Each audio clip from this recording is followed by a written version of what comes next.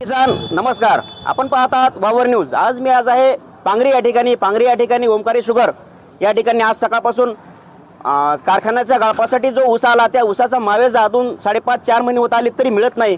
या माध्यमातून शेतकऱ्याची कुठेतरी निराशा होऊन या निराशेच्या भावनेपोटी शेतकरी एक होऊन या ठिकाणी आपल्या ऊसाचा मावेजा मागण्यासाठी एकवटले आहेत। या ठिकाणी आज पांगरी या ठिकाणी सत्याग्रह आंदोलन चालू आहे। या आंदोलनाला आपले ॲडव्होकेट अजयजी बुर्डे साहेबांच्या मार्गदर्शनाखाली जोरदार आंदोलन चालू आहे।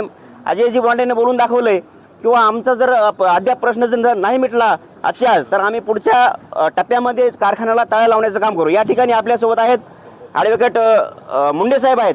मुंडे साहेबांची प्रतिक्रिया आपण या ठिकाणी जाणून घेऊयात। मुंडे साहेब, आज सकाळपासून आपण या ठिकाणी सत्याग्रह आंदोलनासाठी बसलात, प्रामुख्याने शेतकऱ्याच्या बाजूची कुठली अशी मोठी भूमिका आपण या ठिकाणी डोक्यात धरून बसलेला आहात?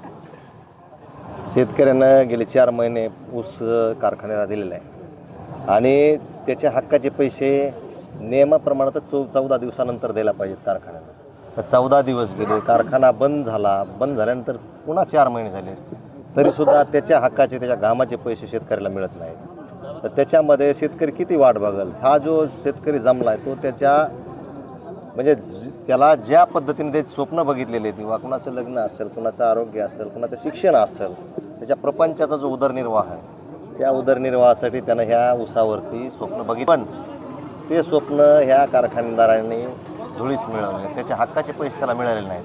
त्याच्यामुळं त्यांचं साहजिक आहे ना असंतोष, आणि त्या शेतकऱ्याच्या असंतोषातून हे आंदोलन उभं राहिलेलं आहे। या ठिकाणी स्वर्गीय लोकनेते गोपीनाथरावजी मुंडे साहेब असताना हा वैद्यनाथ कारखाना आशिया खंडामध्ये नंबर 1चा कारखाना राहिला आहे, पण अद्याप आजच्या पोझिशनला या कारखान्यानं कुठेतरी शेतकऱ्याचा ऊस गाळप करून त्यांच्या मावेजाला आतापर्यंत कुठेतरी पायबंद घातला आहे। तो अजून त्यांनी अदा करण्याचं कुठेतरी मनावर घेतलेलं नाही। या ठिकाणी आपण आजच्या घडीला जे या ठिकाणी सत्याग्रहाला बसलात, लोकनेते स्वर्गीय गोपीनाथरावजी मुंडे साहेबांच्या काळामध्ये आपल्यावर ही परिस्थिती आलेली होती का?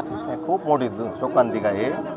मुंडे साहेबांना ज्या उद्देशानं हा कारखाना तयार केला किंवा इथल्या भागातल्या लोकांचं कल्याण होईल, त्यांना काहीतरी उदरनिर्वाहासाठी चांगल्या त्यांचं जीवनमान उंचावल, त्यांच्या काळामध्ये कारखान्याची परिस्थिती जी होती, पण त्यांच्या पश्चात त्यांच्या वारसांनी म्हणा काही कारणास्तव म्हणा हा कारखाना विकला। लोकांना आशा होती किंवा याच्यामधून काहीतरी विक्री केला, कारखाना नादुरुस्त होता, कुठंतरी वेळेवर म्हणजे ऊस जाईल, वेळेवर पैसे मिळतील, परंतु असं कुठल्याही प्रकारचं झालं नाही।